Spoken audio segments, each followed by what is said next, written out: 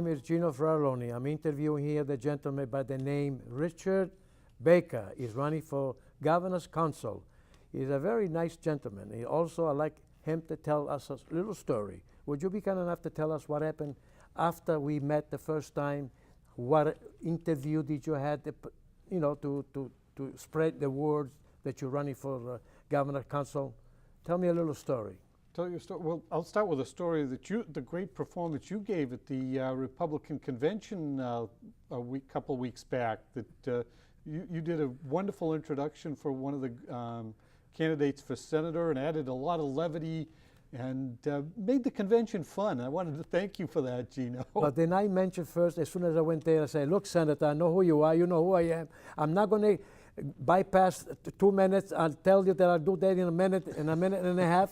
And I said, I came here because I wanted to be a delegate for my governor, Charlie Baker. That's what I said, remember? Yes. And then I said, now I second it for the lady who's running for Senate. And also, I want to make sure that you don't give me any problem because I want to go home as soon as possible, remember? And everybody and you got cheered. a standing ovation for saying that. Gino. Getting late in the afternoon. Everybody knew my name, 2,500 people.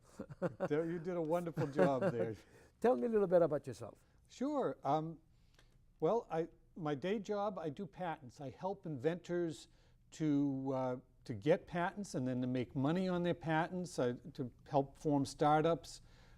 It's a great, fun job. So I work with the law and work with inventions and the latest technology, and I have a lot of fun doing that. I'm also on the West Newbury Board of Assessors, which is a job where I've got to make sure that we fairly assess taxes across all the citizens in the town. Yeah. So, sometimes people will come to us and say our taxes are too high, and we look at the comps and we make sure everything is fair, which is very similar to what we're looking for in judges in Massachusetts, to make sure we've got fair and just judges. Right, right. And people that know the law. Right, right. You're taking the best. I mean, you're trying to select the best. Yes. Something more conscientious, you know what I mean, so they can work the law, not bypass the law. They got to work with the law. Right. It's the legislature's job to make the law in Right, Massachusetts. Right. We want judges to follow the rule of law. Correct. That way, you don't have a judge with a bias in Lawrence right. issuing a different ruling than you'd get if you went to Fitchburg District Court or, right. or to Gloucester courts. Correct. So it's very important that we have one rule book that right. the legislature sets that we all follow, and all of the judges make sure that those rules are enforced fairly no matter what location, which court you wind up in Massachusetts. Right, right. So, and that's the biggest job of the Governor's Council. I don't think I mentioned the tie for the judiciary to the Governor's Council. But in Massachusetts, the way our system is set up, the governor appoints judges, and then they have to be approved by the Governor's Council.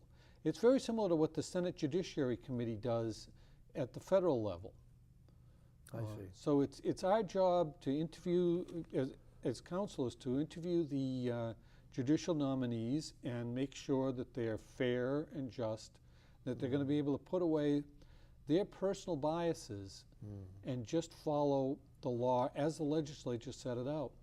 And I'm sure that many, many people in the Commonwealth, or maybe even throughout the country, they don't realize that what the Governor's Council duty is. Right, and throughout the country, they wouldn't know at all because there's only like 3 or 4 states that have governor's councils. Yeah, yeah. New Hampshire does, I think Virginia, Massachusetts, and maybe 1 or 2 others. I see. You think maybe all the country, maybe they will be able to combine the governor's council so they can help the governor how to choose judges? That would help because if you look across the country, there's a couple of different systems for putting judges on the bench. One of the most common ones across the country is to elect judges, which I am very much opposed to because you don't get judicial independence. You don't get a judge that is solely looking at the facts, but he's got to look, how is this going to look to the public and it puts pressure on him to make a decision that will meet his electorate, as opposed to a decision that is fair and just and independent of pressure. And that causes some problems in states like Massachusetts, where we nominate our judges till they're 70 years old. Yeah. And if a judge fails to perform, or if the governor's council makes a mistake in putting a judge on the bench, the only option is to impeach them, and it happens very, very rarely, and it takes working through an impeachment trial in the House and Senate in order to impeach So the them. local judge or government judge from the state is much different than a Supreme Court judge, because they get in, they can stay until they die. Am I correct? Federal judges have a job for life. Wow. And state judges, we cap it at 70 years 70. old. I see. A lot of people maybe don't know that. No, Yeah. there's not a lot that gets printed in the newspapers on the whole process of judicial selection. So evidently, you counsel, how many are they how many, every district has a council? There are 8 governor's counselors, Yeah. so we each represent a different geographic area. The area I'm running for is the 5th Governor's Council District, which runs from Pepperell to Rockport, from Salem to Salisbury. So it's the northeast corner of the state of Massachusetts. Yes.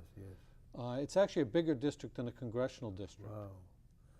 Well, people don't realize that it's also a difficult job that you probably have to do, because sometimes you have to make sure that your recommendation to the governor has got to be the right one. Yes. So that is a hard job for you too. For every one of them, of the 8, they have a responsibility to make sure that whoever they appoint is a good judge. As a counselor, you basically look that every time you've got a judge in the newspaper, because, and there's been a couple of stories recently. There's the judge down in Worcester that his daughter got in some trouble, and they tried to, push her indictments under the rug. It didn't do very well. No, and you've got the judge up at Salem Superior Court that let the career criminal out, lowered his bail until he could afford it, and he went up to Maine and killed that deputy sheriff. So you get judges that aren't doing their job properly, aren't following the rule of law, and as a counselor, you're responsible because you've approved that person on there. And you may have, maybe not a true liability, but a moral liability for the performance of that judge for 20, 30 years. I hope that people understand that what you're going through and what you're trying to do is helping the Commonwealth by assisting the governor to make a very hard decision. It's a very important position. Yeah, it is very important. I hope, I wanted to wish you a lot of luck. And I want you to, don't forgive that we always here in case you need us. We want you to make a good judgment, and we'd like to see you again. Well, we're going to need the help of you and other people. That, if we've got a judicial nominee, we need to hear, okay, this guy's done a good job as a lawyer or as a judge or whatever his current position is, because that's the way you evaluate people. Right. There's no way I can know all of these nominees. Right. But if the citizens, once I'm elected, let me know, okay, this guy would be a good judge, or this one wouldn't be a good judge. Right. But And that's not. what I can see is, because I happen to know you longer than maybe than anybody else, I do feel that if you get elected, you will be the best individual for the governor, because you have compassion. You wanted to make sure that the judges who you nominate follow the law, and because you have a conscience. So there is a big responsibility in your behalf. But I have faith, if you get elected, you will do a very good job. I'll do the best I can. Thank you very much, You're Gino. welcome. It's been great talking to you today. Thank you so much. And now, we thank you. And for those who don't know what's going on, I hope you see the little DVD on your TV. And if you have anybody that you know in the different district that this gentleman is running on, please recommend them to your friends. Thank you and good night.